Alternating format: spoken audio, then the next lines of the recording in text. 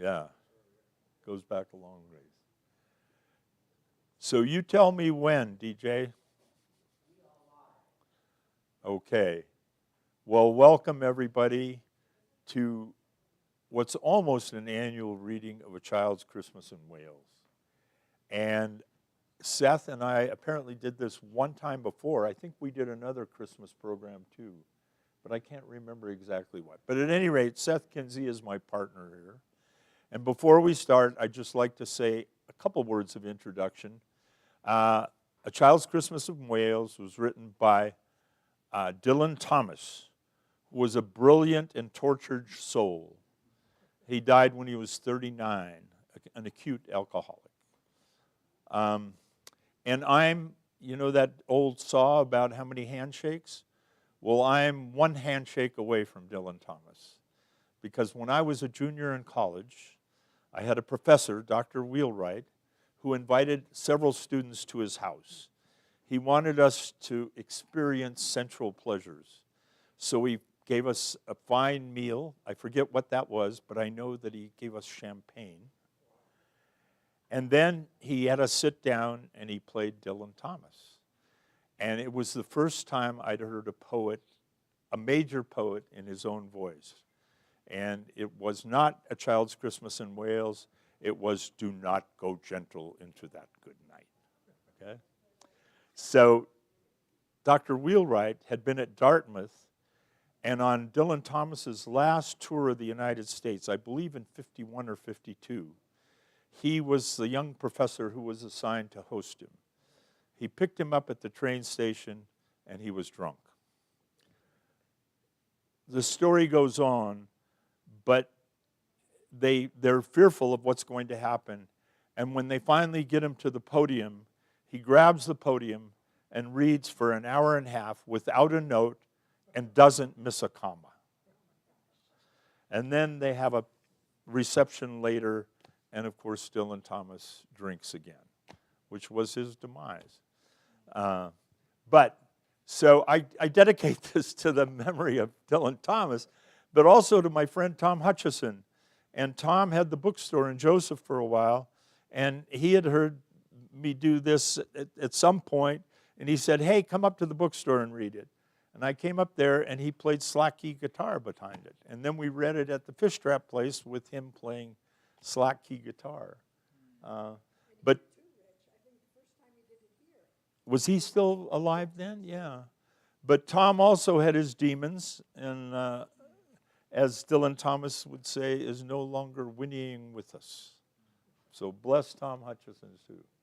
Okay, are we ready, Seth? The first sentence is the hardest sentence in this entire book. One Christmas was so much like another in those years around the sea-town corner, now and out of all sound except the distant speaking of the voices I sometimes hear a moment before sleep, that I can never remember whether it snowed for 6 days and 6 nights when I was 12, or whether it snowed for 12 days and 12 nights when I was 6.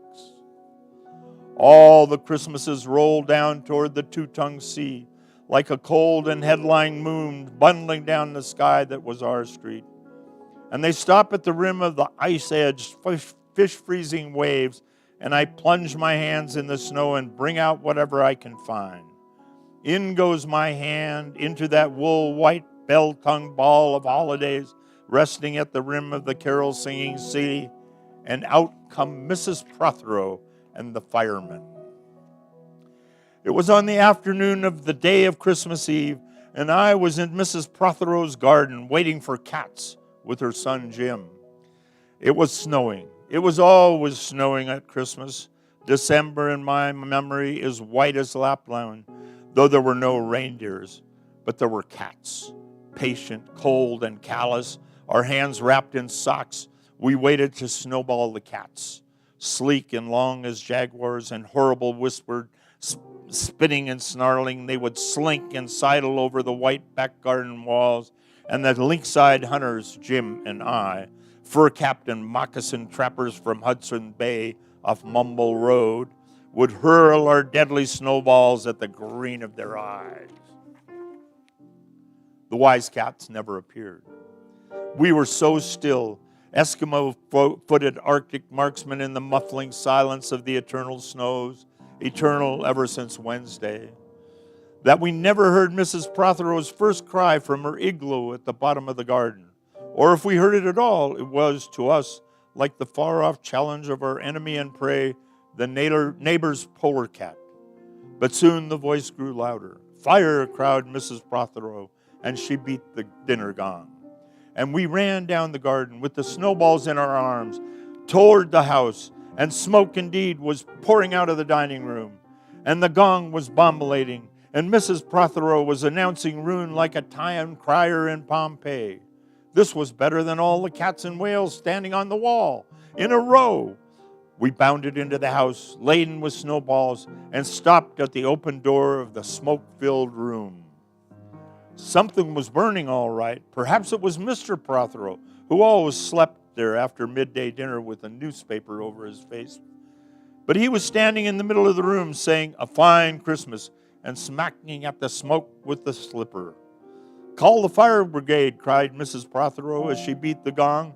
"They won't be there," said Mr. Prothero. "It's Christmas."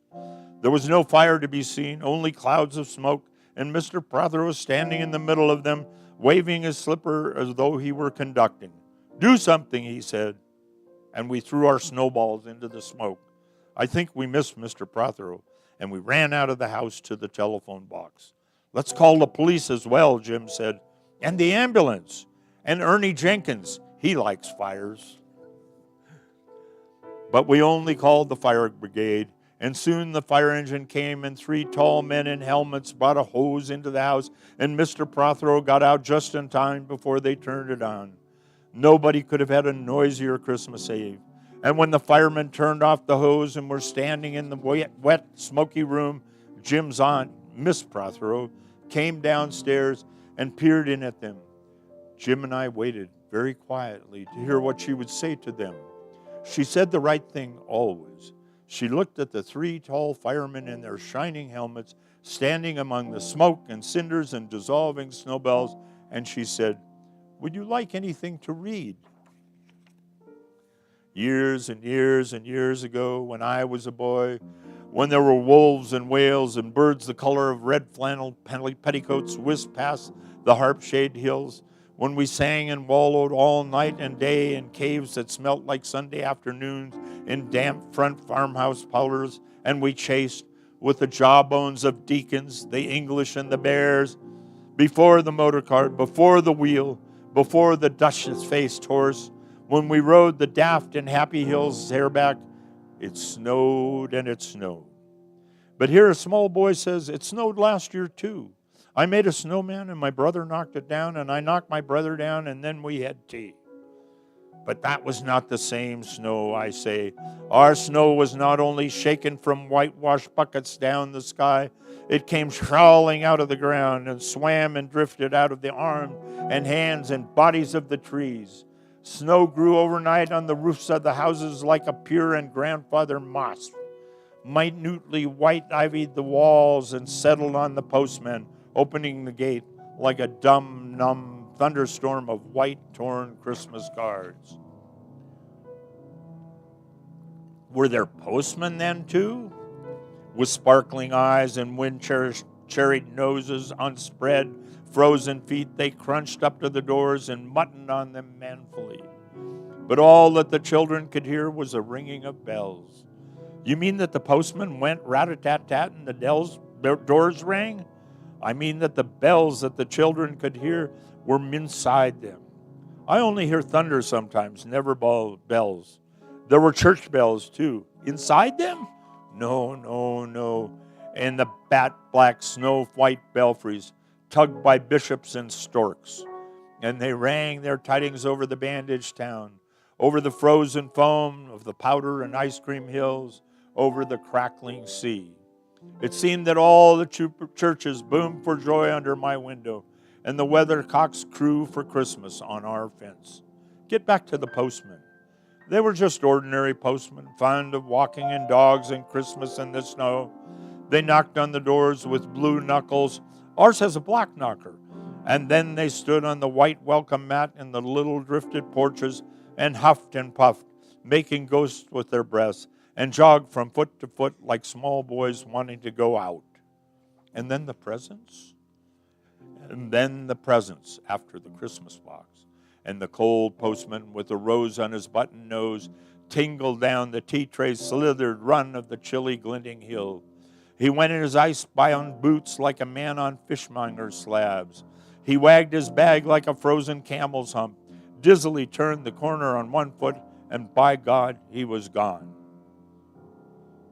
Back to the presents. There were the useful presents, engulfing mufflers of the old coach days, and mittens made for giant sloths, zebra scarves of a substance like silky gum that could be tug-of-war down to the galoshes, blinding tam-o'-shanters like patchwork tea cozies, and bunny-sized suited busbies and balaclavas for the victims of head-shrinking tribes. From aunts who always wore will next to the skin, there were mustached and rasping vests that made you wonder why the ants had any skin left at all. And once I had a little crocheted nosebag from an aunt now, alas, no longer whinnying with us. And picture books in which small boys, though warned with quotations not to, would skate on Father Giles' pond and slid and drowned. And books that told me everything about the wasp except why. Go on to the useless presents. Bags of moist and many-colored jelly beans, babies, and a folded flag and a false nose, and a tram conductor's cap, and a machine that punched tickets and rang a bell. Never a catapult. Once, by mistake that no one could explain, a little hatchet. And a celluloid duck that made, when you pressed it, a most unduck-like sound, a mewing moo that an ambitious cat might make who wished to be a cow. And a painting book in which I could make the grass, the trees, and the sea, and the animals any color I pleased. And still the dazzling sky-blue sheep are grazing in the red field under the rainbow-billed and pea-green birds. Hard-boileds, toffee, fudge, and all sorts, crunches, cracknels, humbug, glaciers, marzipan, and butter Welsh for the Welsh. And troops of bright tin soldiers who, if they could not fight, could always run. And snakes and families and happy ladders. And easy hobby games for little engineers, complete with instructions. Oh, easy for Leonardo. And a whistle to make the dogs bark to wake up the old man next door, to make him beat on the wall with his stick to shake our picture off the wall. And a packet of cigarettes. You put one in your mouth and you stood at the corner of the street and you waited for hours in vain for an old lady to scold you for smoking a cigarette. And then with a smirk, you ate it. And then it was breakfast under the balloons. Were there uncles like in our house? There are always uncles at Christmas. The same uncles. And on Christmas mornings, with dog-deserving whistle and sugar fags, I would scoot of the little world and find always a dead bird by the white post office or by the deserted swings. Perhaps a robin, all but one of his fires out. Men and women waiting or scooping back from chapel with taproom noses and wine bus cheeks, all albinos huddled their stiff black jarring feathers against the irreligious snow. Mistletoe hung from the gas brackets in all the front parlors. There was sherry and walnuts and bottled beer and crackers by the dessert spoons, and cats in their fur abouts watched the fires, and the high heap fire spat, all ready for the chestnuts and the mulling pokers. Some few large men sat in the front parlors without their collars, uncles almost certainly, trying their new cigars, holding them out judiciously at arm's length, returning them to their mouths, coughing, then holding them out again as though waiting for the explosion. And some few small aunts, not wanted in the kitchen, nor anywhere else for that matter, sat on the very edges of their chairs, poised and brittle, afraid to break, like faded cups and saucers.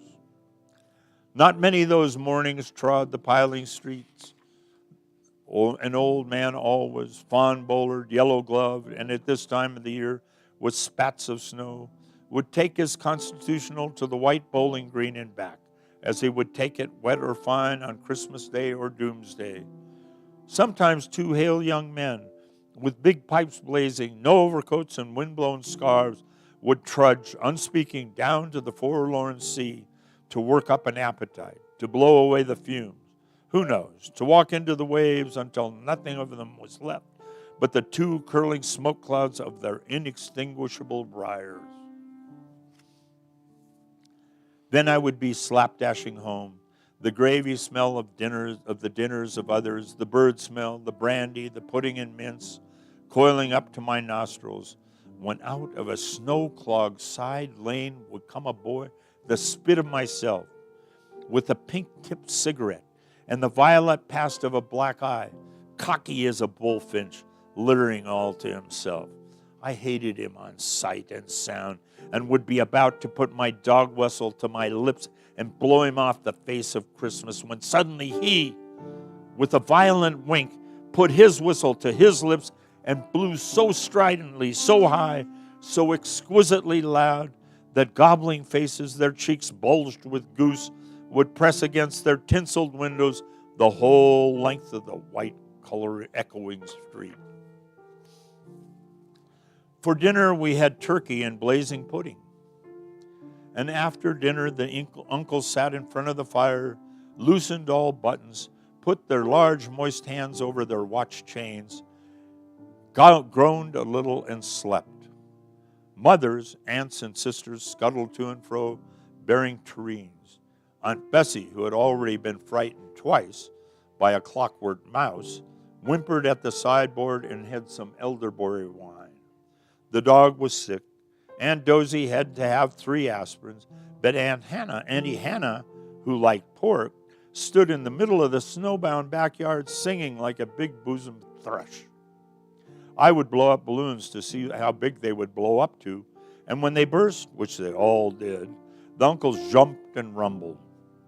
In the rich and heavy afternoons, the uncles breathing like dolphins and the snow descending, I would sit among festoons and China's lanterns and nibble dates and try to make a model man of war, following the instructions for little engineers, and produce what might be mistaken for a sea-going tram car.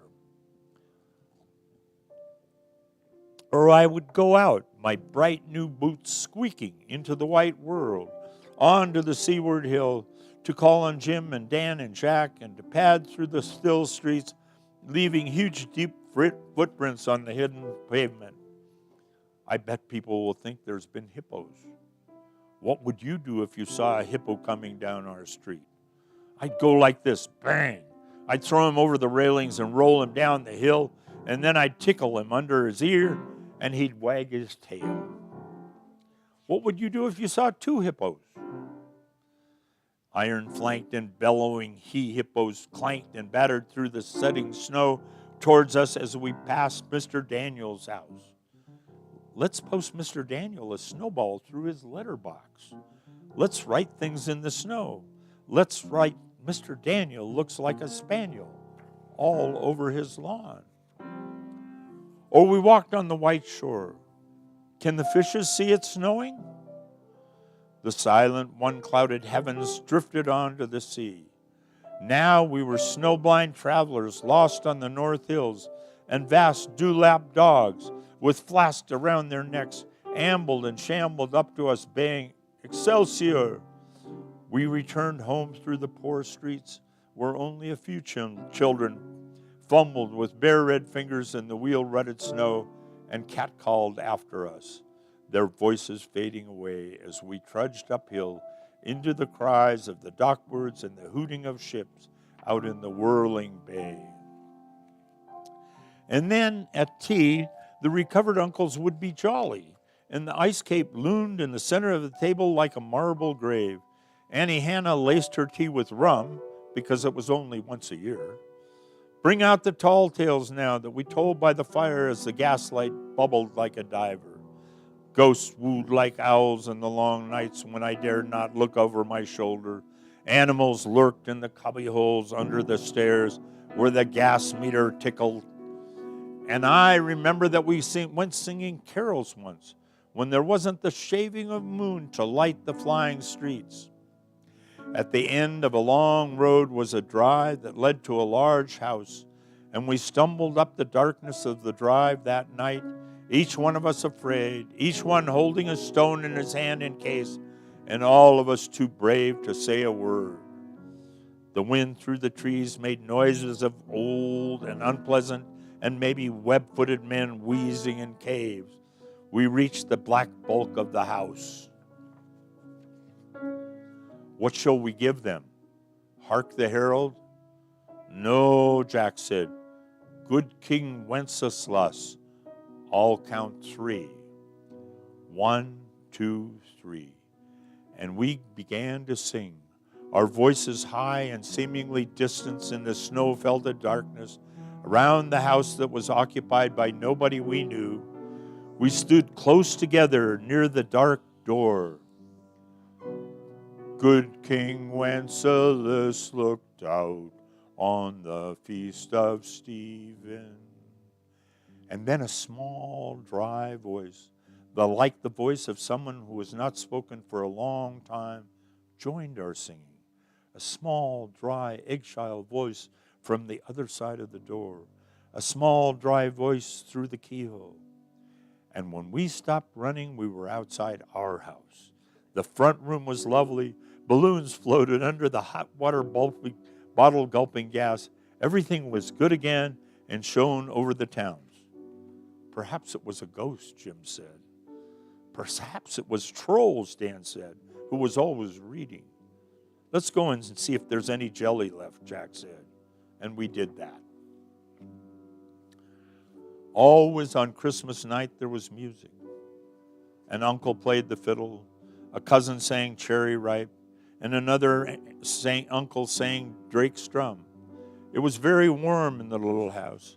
Annie Hannah, who had got on to the parsnip wine, sang a song about bleeding hearts and death, and then another in which she said her heart was like a bird's nest.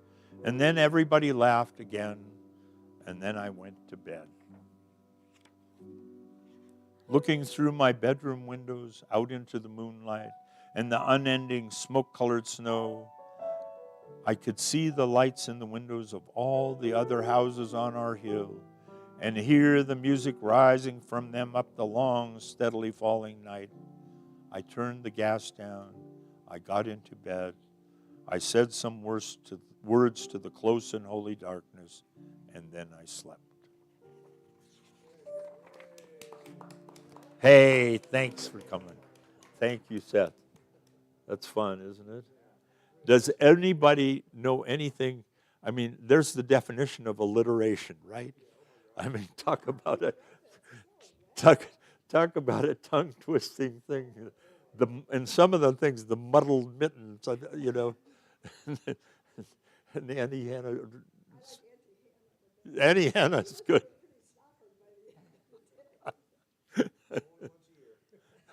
Only once a year for the rum. We don't know about the parsnip wine.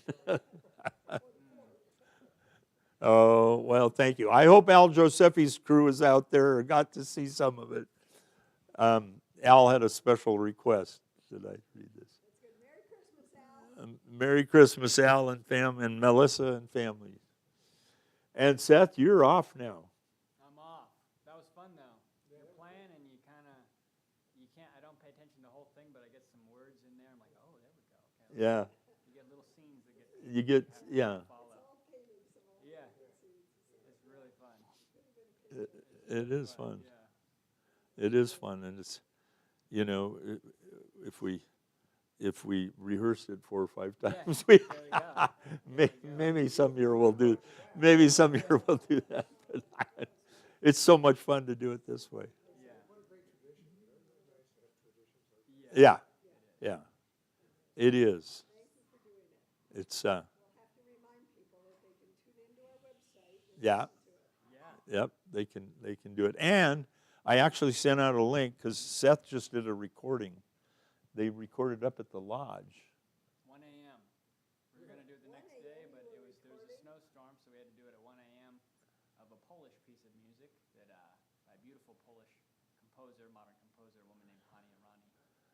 rearranged for a piano, 2 drummers, and a guitar. That was the one that had the 2 drums. Mhm, Yeah, yeah. I watched that. That was And- really interesting.